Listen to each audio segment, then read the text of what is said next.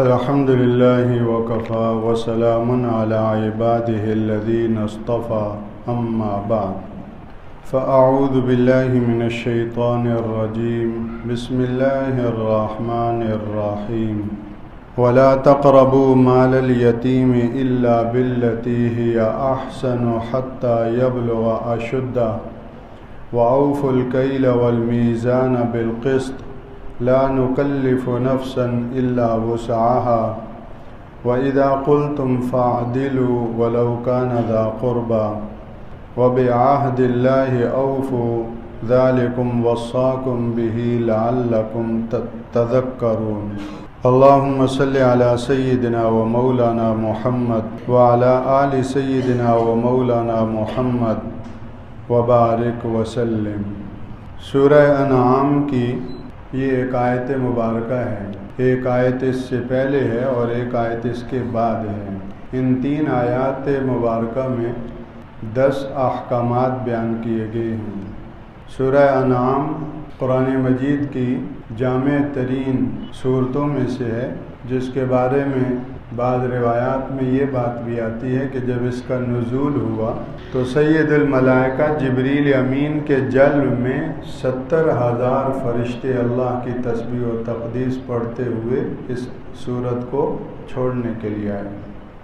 توحید کے اصول و فروع اور اس کے بالمقابل شرک کی جملہ اقسام کا رد و ابطال، یعنی یوں سمجھیے کہ ایمانیات کا بڑے زوروں پر اس میں بیان ہے، اور مضامین اور علوم و معارف سے بھری ہوئی یہ صورت ہے، اور غالباً اسی صورت کے آخر میں سب سے زیادہ شاہی حکم ہے قل، اے پیغمبر یہ اعلان کرو۔ ہم تو صرف 4 قل جانتے ہیں۔ اس صورت کے آخر میں اللہ جل جلالہ نے رسول اللہ صلی اللہ علیہ وسلم کو قل کے ذریعے سے شاہی اعلان کا حکم دیا، اور یہی وہ صورت ہے جس کے آخر میں ایک اعلان یہ بھی کروایا کہ پیغمبر اپنی ذات کے حوالے سے یہ اعلان کر دو کہ ان صلاتی قل ان صلاتی و نسکی و محیای و مماتی للہ رب العالمین۔ قیامت تک آنے والے تمام انسانوں کے لیے آپ اسوہ اور نمونہ ہیں۔ پوری نوع انسانیت کا فیصلہ میں نے آپ کی بنیاد پر کرنا ہے۔ لقد کان لکم فی رسول اللہ اسوۃ حسنہ لمن کان یرجو اللہ۔ تو آپ کی ذات پاک کو ہم نے رول ماڈل بنایا ہے، اسوہ اور قدوہ اور نمونہ بنایا ہے، اور پوری انسانیت سے آپ کی اتباع کا مطالبہ ہے۔ آپ کون ہیں اور کیسے ہیں یہ اعلان کر دیں۔ قل ان صلاتی و نسکی و محیای و مماتی للہ رب العالمین۔ یہ اللہ کا پیغمبر ہے کہ نماز، قربانی اور جملہ عبادات اور میرا جینا اور میرا مرنا للہ رب العالمین، اس اللہ رب العالمین ہی کے لیے ہے، لا شریک لہ، جس کا کوئی شریک نہیں۔ آیت نمبر 151، 152 اور 153۔ اور آج کل اردو کی گنتی بعضوں کو نہیں آتی، تو 151 اور 152 اور 153۔ اب یہ بچے کو بھی آپ پتہ چلا ہوگا کہ 152 اور 3۔ تو 151، 152 اور 153 یہ صرف درخواست ہی رہے گی یا ہم پڑھیں گے بھی؟ تنہائیوں میں پڑھیں ہم۔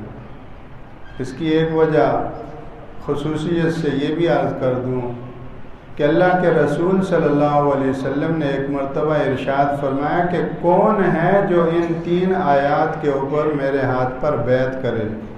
صحابہ کرام سے فرمایا ان 3 آیات کے حوالے سے میرے ہاتھ پر بیعت کرنے والا کون ہے؟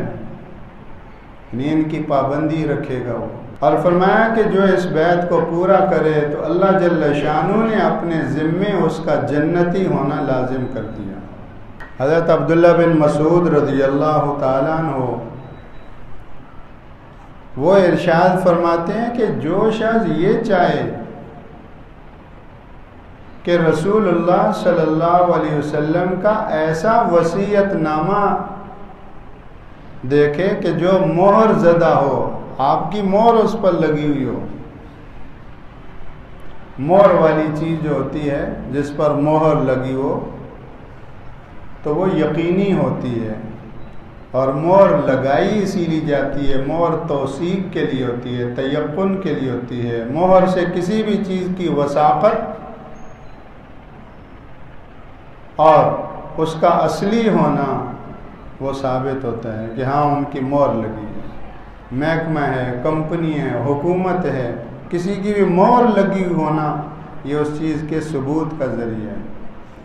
رسول اللہ صلی اللہ علیہ وسلم کا وصیت نامہ جس پر آپ کی مہر لگی ہوئی ہو، اگر کوئی دیکھنا چاہتا ہے وہ یہ 3 آیات مبارکہ ہیں، سورہ انعام کی 151، 152 اور 153۔ اس میں 10 احکامات ہیں۔ پہلی آیت میں 5 احکامات ہیں۔ ان میں سے ہمارا جو موضوع اکل حلال، آمدن، سیلری، ذریعہ معاش، یہ حلال کا ہو، حلال کی طلب، حلال کی حرص، حلال کی فکر، حلال کی امنگ، یہ ہو جس کے دل سے اللہ اس کو حلال کے خزانوں سے عطا کرے۔ حرام اس سے نفرت ہو، حرام دیکھنے میں سونا ہو، ڈالر ہو، کرنسی ہو، چاندی ہو، بینک بیلنس ہو، وہ جہنم کی آگ کے انگارے ہیں، شعلے ہیں۔ تو ان 10 احکامات میں سے صرف 2 کو عرض کرنا ہے، لیکن ممکن ہے کسی کے دل میں تجسس رہے کہ یہ 10 احکامات کون سے ہیں، تو اس لیے اجمالاً ان کا ذکر کر دیتے ہیں۔ برم بوالدتی، میں اپنی والدہ کے ساتھ حسن سلوک کرنے والا ہوں، اور ایسا مجھے اللہ نے بنایا۔ آج انگلینڈ کا قانون کہتا ہے کہ 18 سال کے بعد ماں باپ کا اس پر کوئی حق نہیں رہا، وہ آزاد ہے، بالغ ہے۔ کچھ وقت پہلے، کئی سال گزر چکے، ایک کیس آیا تھا، اس بڑا عام ہوا تھا، تو اس میں کہا گیا کہ کسی ماں نے عدالت میں کیس کیا کہ یہ میرا لڑکا ہے، بیٹا ہے، کتے کو وقت دیتا ہے، مجھے وقت نہیں دیتا۔ تو کسی جج نے اس جو ہے وہ ماں کے خلاف فیصلہ صادر کیا، کہا کتے کو وقت دینا اس کے ذمہ لازم ہے، آپ کو وقت دینا اس کے ذمہ لازم نہیں۔ تمام انبیاء اور رسول کی متفقہ دعوت بالوالدین احسانا کہ اللہ خالق ہے، لیکن اللہ کی خالقیت کا مظہر ماں باپ ہے۔ وَمَن لَّمْ يَشْكُرِ النَّاسِ لَمْ يَشْكُرِ اللَّهِ، اس لیے فرمایا ماں باپ کے ساتھ حسن سلوک سے پیش آؤ۔ صحیح مسلم کی حدیث ہے، آپ نے 3 مرتبہ ارشاد فرمایا رغم انفہ، وہ شخص ذلیل ہو گیا، راغم انفہ، وہ شخص ذلیل ہو گیا، راغم انفہ، وہ شخص ذلیل ہو گیا۔ ارشاد فرمایا وہ جس کے بوڑھے ماں باپ ہوں اور وہ ان کی خدمت کر کے جنتی نہ بنا، وہ ذلیل ہو گیا۔ تیسرا حکم وَلَا تَقْتُلُوا أَوْلَادَكُم مِّنْ إِمْلَاقٍ، اپنی اولاد کو فقر و فاقے کے ڈر سے قتل مت کرو، اپنی اولاد کو قتل مت کرو فقر و فاقے کے ڈر سے۔ اب دیکھیے یہ سارے نبیوں کی تعلیم ہے۔ اب خاندانی منصوبہ بندی کرنا، اس پہ تو زور دیا جاتا ہے کہ 2 بچے 2 ہی اچھے، حالانکہ زور اس پر دینے کی بات ضرورت ہے کہ جو اللہ جل شانہ نے ذرائع معاش بنائے ہیں ان کی تقسیم عدل و انصاف سے ہو، تو معاشی اور معاشرتی اور سماجی اور رفاہی تمام مسائل کیا ہوں گے، سے حل ہو جائیں گے۔ یہ سارے نبیوں کی متفقہ دعوت ہے کہ اپنی اولادوں کو فقر و فاقے کے ڈر سے قتل مت کرو۔ چوتھا حکم لا تقربوا الفواحش ما ظہر منها وما بطن، بے حیائی کے علانیہ اور چھپے کاموں کے قریب بھی مت جاؤ۔ یہ چوتھا حکم سارے انبیاء اور رسل کی متفقہ دعوت۔ حضرت عیسیٰ علیہ السلام کو ماننے والے، ان کا مسلمانوں سے کیا اختلاف ہو سکتی؟ یہ تو سارے نبیوں کی متفقہ دعوت ہے۔ اس میں پاکستان، انگلینڈ اور امریکہ اور افریقہ کا کوئی اختلاف نہیں، یہ تو سارے نبیوں کی متفقہ دعوت ہے۔ لا تقربوا الفواحش ما ظہر منها وما بطن۔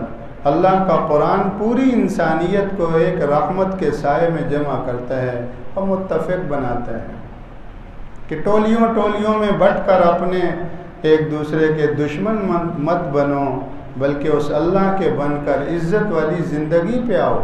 یہ اس کی دعوت ہے جو ساری عمر رسول اللہ صلی اللہ علیہ وسلم دیتے رہے۔ اور پانچواں حکم یہ کہ جس جان کو اللہ نے حرمت بخشی ہے اس کو قتل مت کرو۔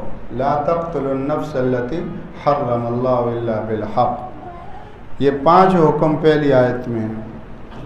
آگے دوسری آیت میں چھٹا حکم، لا تقربوا مال الیتیم الا باللتی ہی احسن حتی یبلغ اشدہ۔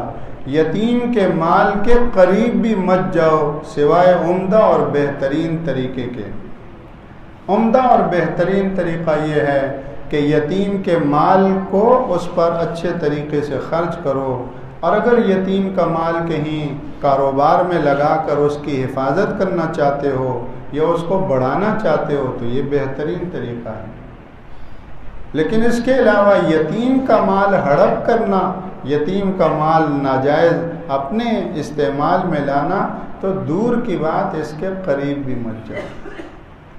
سورہ نساء کے پہلے رکوع میں فرمایا کہ جو لوگ یتیموں کا مال ناحق کھاتے ہیں وہ اپنی پیٹوں میں آگ بھر رہے ہیں اور بہت جلد دہکتی آگ میں داخل ہوں گے۔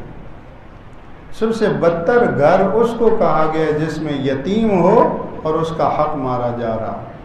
7واں حکم، وَأَوْفُوا الْكَيْلَ وَالْمِيزَانَ بِالْقِسْطِ، کہ ناپ تول کو پورا کرو اور ناپ تول میں کمی بیشی کر کے ناجائز جو ہے وہ گویا کہ حرام روزی مت حاصل کرو۔ یہ 7واں حکم۔ ان دونوں حکموں کا تعلق ہمارے اس چلتے ہوئے مضمون کے ساتھ ہے، اور یہ وہ احکامات ہیں جو تمام انبیاء اور رسل کی متفقہ دعوت ہیں۔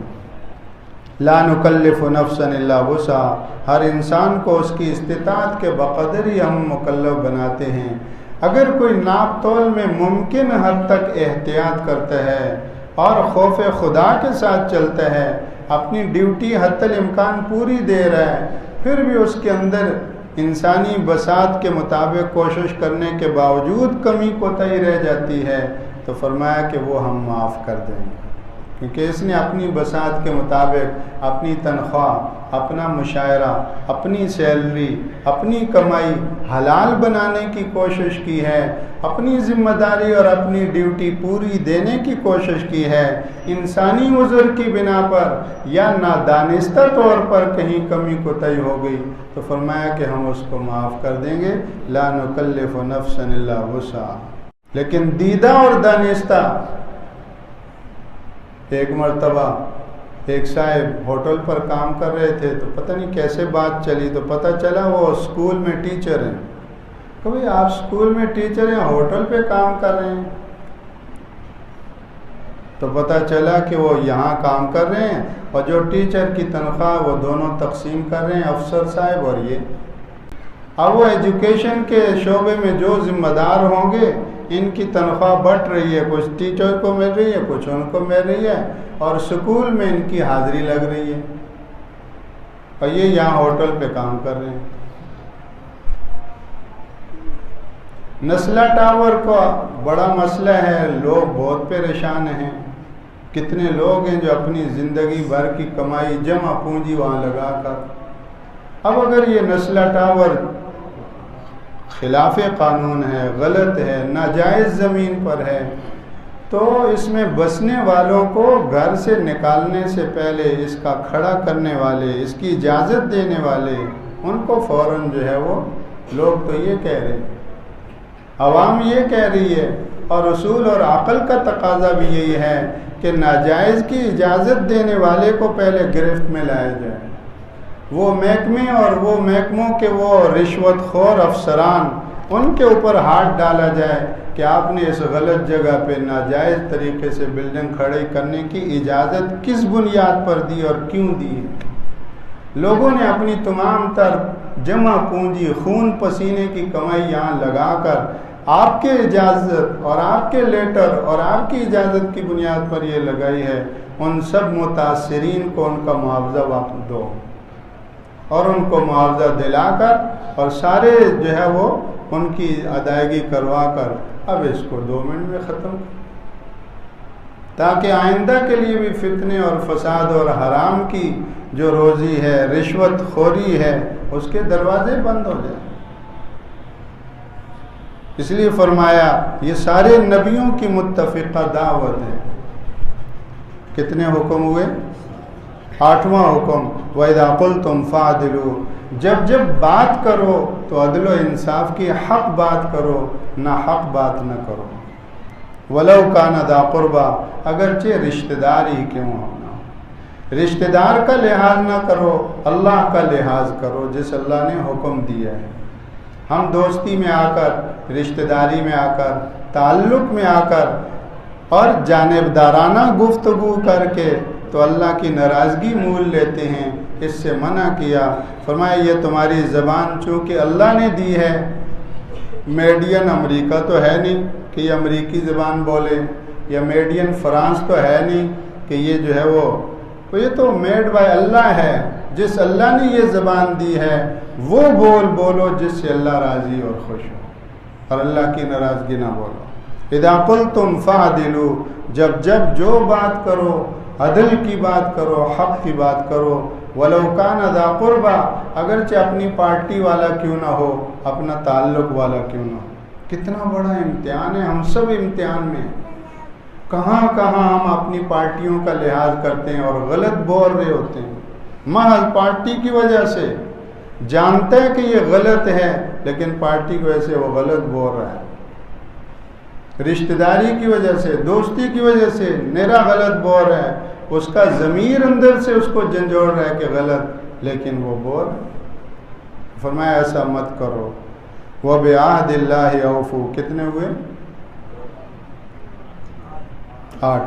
9واں حکم، وَبِعَهْدِ اللَّهِ أَوْفُوا، اللہ کے وعدے کو پورا کرو، اللہ سے جو بھی وعدے ہیں تمہارے وہ وعدے پورا کرو۔ اس میں سب سے پہلے عالم ارواح کا وعدہ ہے، سارے انسانوں نے وعدہ کیا تھا، الست بربکم قالوا بلا، اے اللہ دنیا میں جا کر ہم تیرے بن کر جئیں گے، سب سے پہلا وہ وعدہ ہے۔ ذالکم وصاکم بہ لعلکم تذکرون۔ 10واں اور آخری حکم، وَأَنَّ هَذَا صِرَاطِي مُسْتَقِيمًا فَاتَّبِعُوهُ، رسول اللہ صلی اللہ علیہ وسلم کو حکم ہوا کہ پیغمبر یہ بتا دو اور یہ کہو کہ ان ھذا صراطی مستقیما فاتبعوا، یہ میرا بالکل سیدھا راستہ ہے، فاتبعوا، اس پر چلو، ولا تتبعوا السبل فتفرق بكم عن سبیلی، اس راستے کو چھوڑ کر اور راستوں پر مت جانا ورنہ وہ تمہیں اللہ کے راستے سے جدا کر دیں گے اور ان راستوں پر زندگیاں گزر جائیں گی لیکن مر کر تم اللہ کے پاس نہیں جاؤ گے، اللہ کی عزت اور اللہ کی رضا والے مقام پر نہیں پہنچو گے، جہنم کی وادیوں میں سے کسی بھی وادی میں پہنچ جاؤ۔